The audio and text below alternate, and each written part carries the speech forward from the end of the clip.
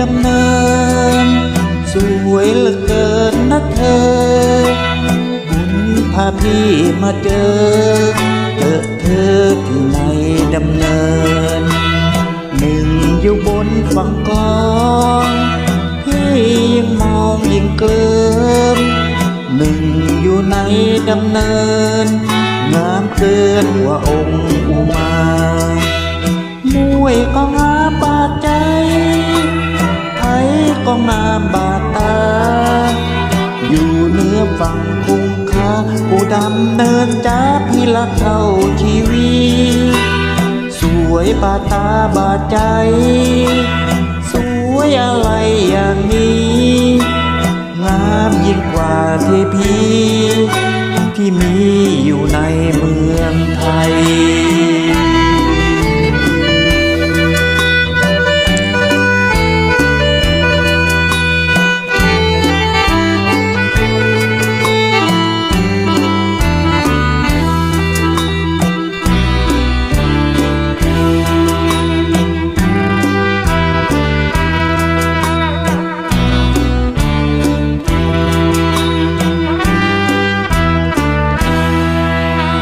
หนึ่งใน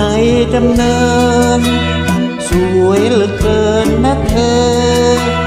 บุญพาพี่มาเจอเธอที่ในดำเนินหนึ่งอยู่บนฝั่งคลองพี่ยิ่งมองยิ่งเคลิ้มหนึ่งอยู่ในดำเนิน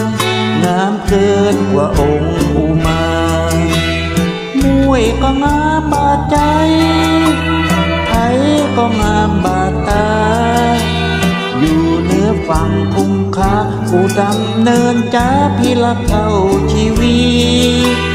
สวยบาดตาบาดใจสวยอะไรอย่างนี้งามยิ่งกว่าเทพีที่มีอยู่ในเมืองไทย